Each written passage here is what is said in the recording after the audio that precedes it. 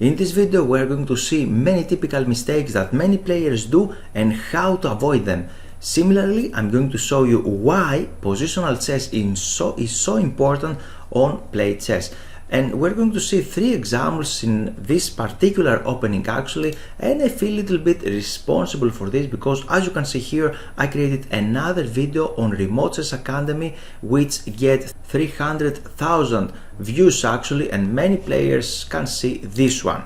And let's start and see this game from the beginning. I start the game with this move d4, and after this I played c4, and now my opponent replied with this Budapest Gambit e5.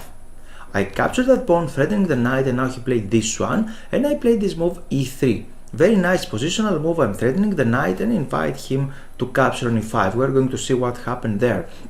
But right now he started with the mistakes and he played this move f5.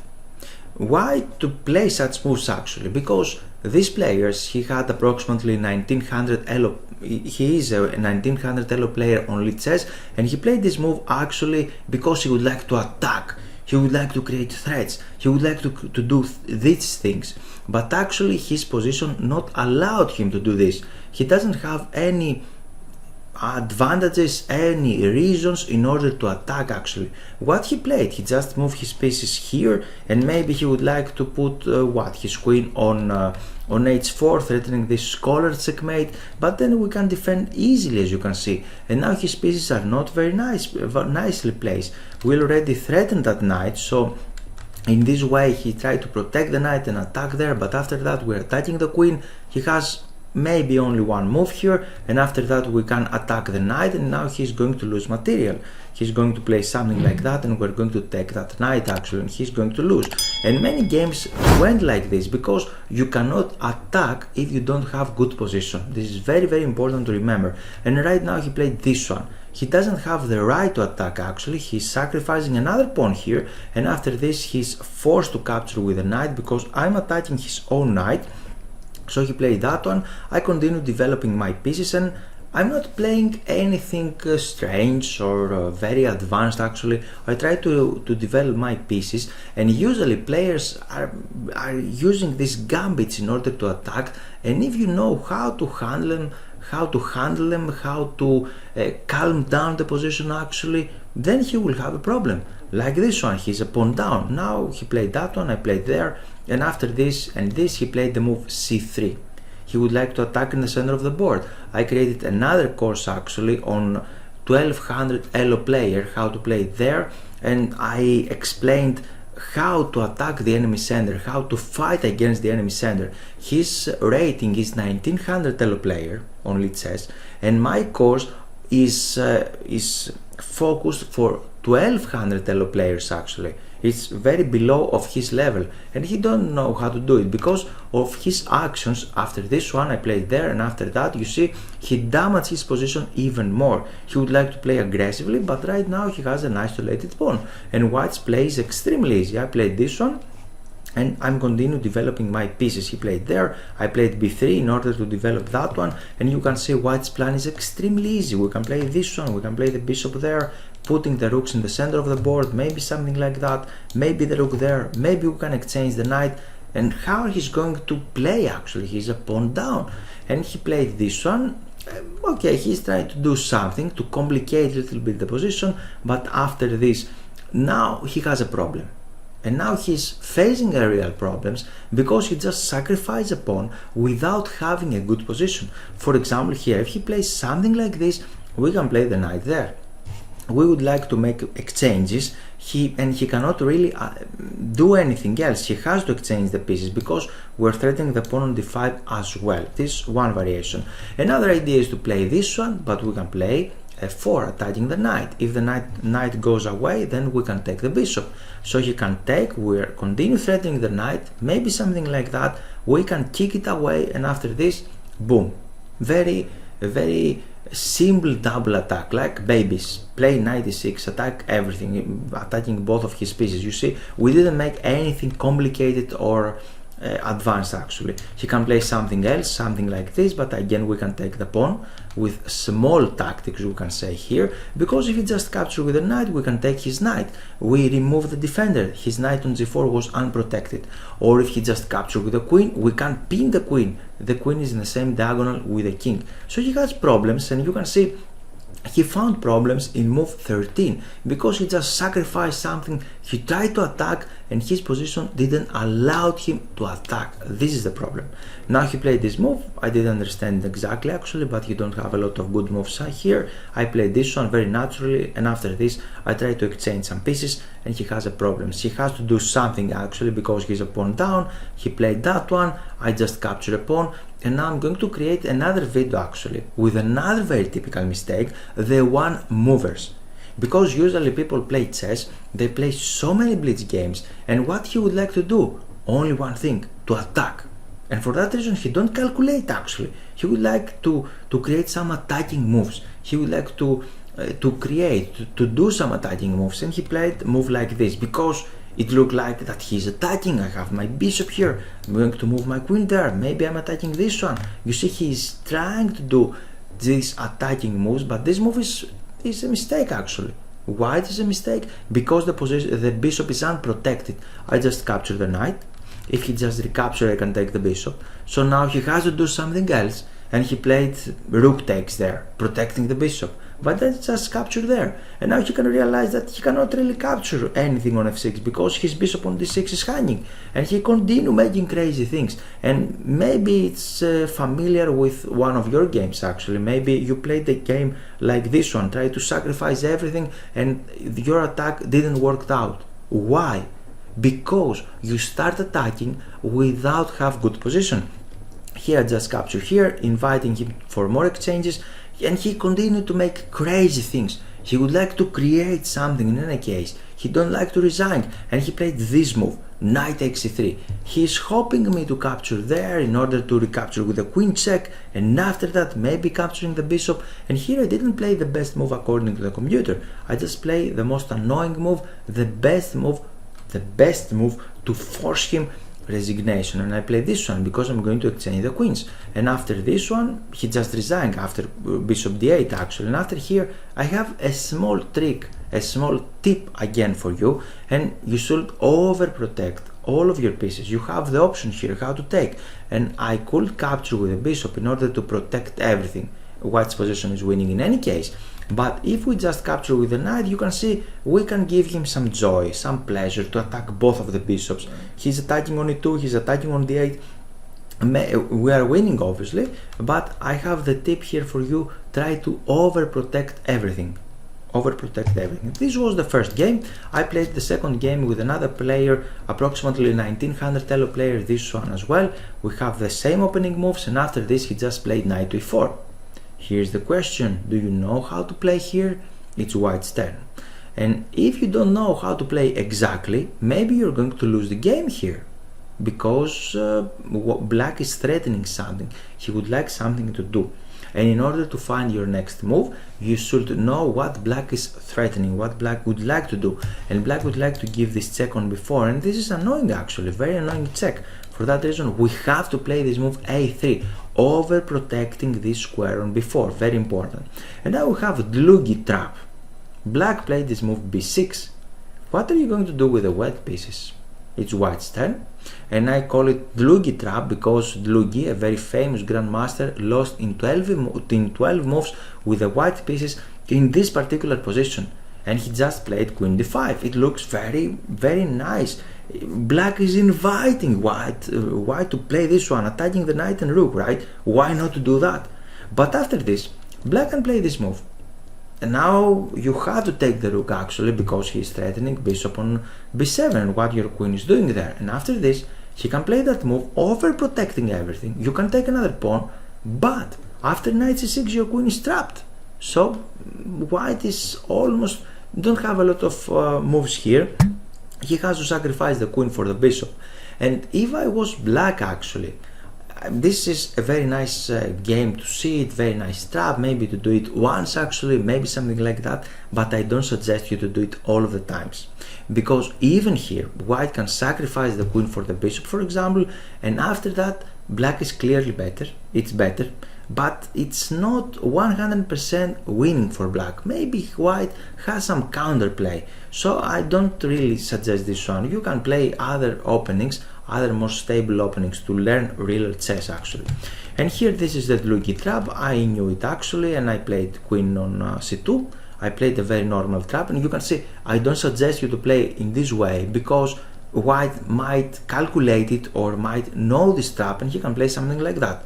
You are a pawn down, your knight is under attack, you don't have good position for your knight there because your knight is not stable. What are you going to do? He just played bishop on b7 and now attack this knight again. Computer suggests this one as the best, but we don't really care about that. This is attacking the knight, you have to do something. He just captured there. And now, a 1900 elo player, it is better approximately to 80% of players in the global, in the earth. He's not a completely amateur, he knows some things, you know, and he just tried to play this one. Why he just played this move, knight takes on c2? Because he would like to attack, he would like to create a complicated position, he would like to do something in order to win, but his position don't allow him to attack actually. He's in the defensive position, and actually here it's almost to losing position. White is clearly better here. But after this you can take, he give another check, I played that one, he's threatening the rook, but I attack his queen actually, he don't have any other check in order to save the queen and attack the rook, and now things are going wrong. And we are in move 8, and white is completely winning here, completely winning. In order to avoid such losses, you should play positional chess. Develop your pieces and then you will see. And now he just played this one, I played here, and after this I have a question for you. Things can go wrong actually at any case, especially if you are playing blitz. And here is white's turn. What are you going to play? The most careful, the most solid move is knight there. I saw this one obviously, but I set him a trap because I calculate something here. I played this one, and after these exchanges he can take the pawn. He was very happy, he just captured it immediately, but I was calculating, and in order to win games you need to calculate better. What is the problem? Can you find it? Even if you just capture a pawn here, we have a piece for a pawn for a piece, we are winning, but here we have something better, queen to e4, and we are winning there because we're attacking the bishop and the rook as well. And the craziness goes on because he captures there, I capture here, and I was calculating something like that in which I'm going to play queen f3 because I'm not able to save this pawn nicely. I can play something like that to protect the knight, and here I can attack the bishop, and now he has problems actually because he's a rook down and we're going to win the game, right? But he continued play crazy things actually. He just captured here because he would like to attack, he would like to create threats. But you cannot create threats if you don't have good position.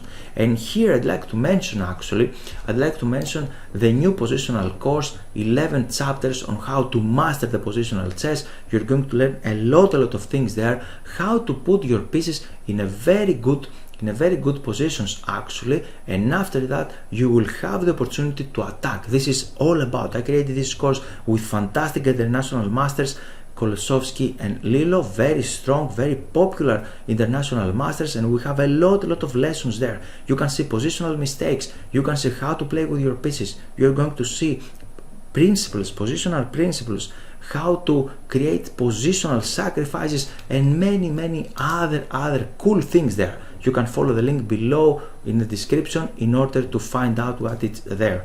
And here I just captured the knight. And after that we played the blitz game actually. I didn't play the best move. The best is to give a check because after this we can take, he has to take the rook maybe, and the knight is in a very aggressive position. It's very aggressively placed there, and we can combine the activity of the pawn, queen and knight, and we are very close to checkmate our opponent here, right? White is completely winning.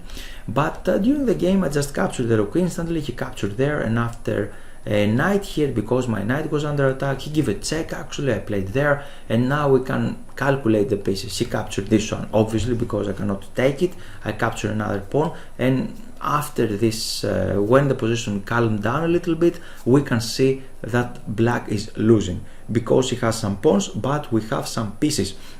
We have an extra rook and knight. He played that one, hoping to play this one to attack my knight, to pin my knight and capture, but obviously I played here to stop this threat. Actually, he has only one threat, and you can see we can stop opponent's threats very easily if we have more pieces. And after this I played another positional move, my rook opposite to his king. My next move is something like that because my king is safe there, to free my knight, and then I can capture his bishop, and here white is winning. We didn't play anything extraordinary, something dramatically, something extremely advanced, just simple positional chess. Positional chess can help you to play better, and you can play easily many games like this. And now I have another game, played it with 2200 elo player. He's approximately 90 to 95 above of all players. Strong player, strong blitz player. And now we have this position, the same opening again. I played this one attacking his knight, he played here, and now I played knight to c3, continue developing my pieces. And now he played that one, and I played knight to e2, knight g e2. What is my idea? I don't like to make the traps actually here. I played this move because I'd like to overprotect my knights, invite him to capture in order to recapture with the knight. This is my main idea. And after that I'm going to kick away his pieces, because here we have a little trap.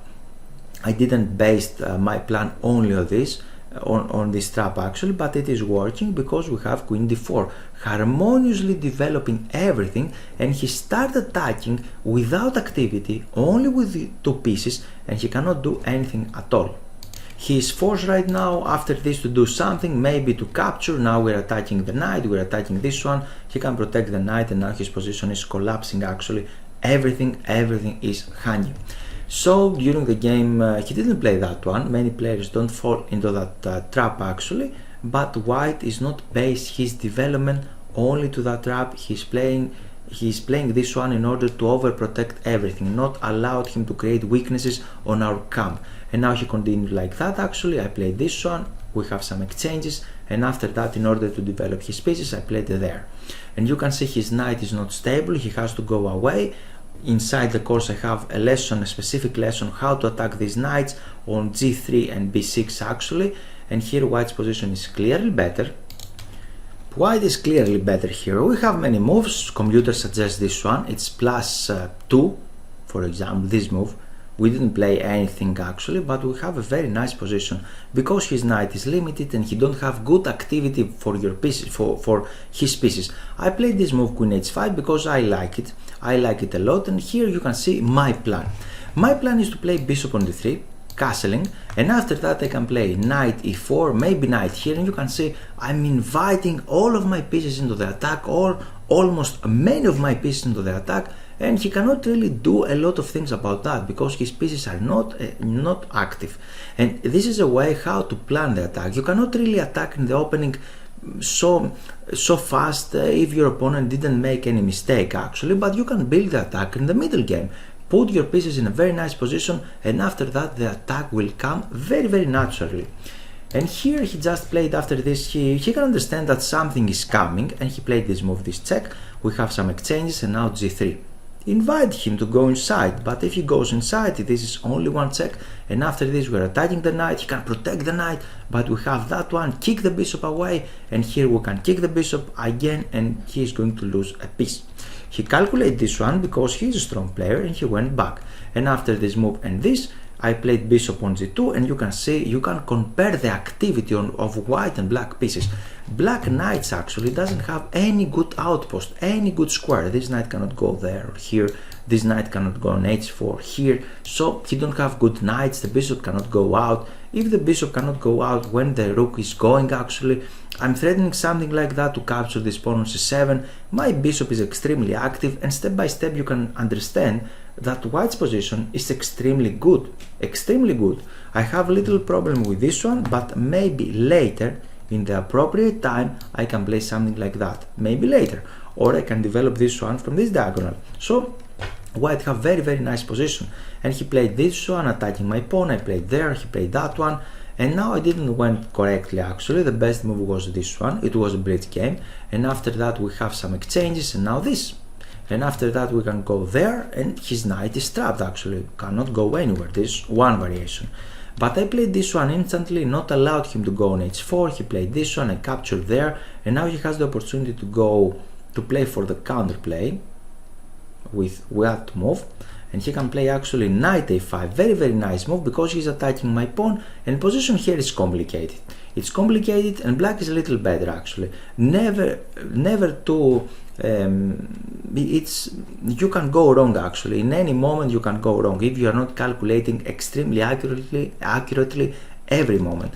But here I'm showing you this game because I'd like to highlight this effect, this blitz effect. He would like to attack in any case. He would like to complicate the position. He don't search for these positional small ideas. He would like to do something dramatically, and he just sacrifice his rook there. I recapture, and he capture a pawn, and he just capture a rook. He create this positional sacrifice, but you should not do this if you have bad pieces. His knights are not playing. He just captured a pawn. I went here, kick him away. Now I went this one. I played that, inviting him to exchange some pawns. For example, he can take there, but we have this exchange. My bishop is extremely active, and black is losing here because we can activate the rook somehow, and his pieces are not good. He cannot play with his pieces. So he played bishop d5, tried to exchange my bishop. I played there, attacking his pawn, and after these exchanges he has to play a passive move. You can say he just sacrificed something, and 2 moves after this he's going to play defensive moves. This is extremely bad. You should not play like this. I played this move, he played there. I just close his knights actually. I would like to allow him to activate his knight and do tricks like this one. So I played this move, and after this, protecting everything, I played this small temporarily positional sacrifice, because if you just take like this, I can put my rook here and I'm going to collect the pawn. And similarly, I have another plan. I have an attacking plan. I'd like to combine my pieces, open up the h file, to put the rook here, the bishop there, and try to do something against his king. This is my idea. He played this one, so we have some exchanges here, and now I played this one, attacking his knight. After this, I capture there. He cannot really recapture with the rook. He would like to keep some pieces on the board. Positionally and strategically, this is a good idea, but after this, I played the simple tactic, the pin, rook to b8. I'm threatening his knight, and he's going to lose the game. What I taught you, it teaches you in this game. Try to play positional chess. Try to develop all of his pieces, all of your pieces, and after that, the attack will come naturally. If you don't know how to develop your pieces and how to play positionally with your pieces, you're welcome to study my course, Positional Chess. So, thank you very much for your time, and see you soon. Thanks for your time, and I hope you enjoyed the video. Here it's time for action.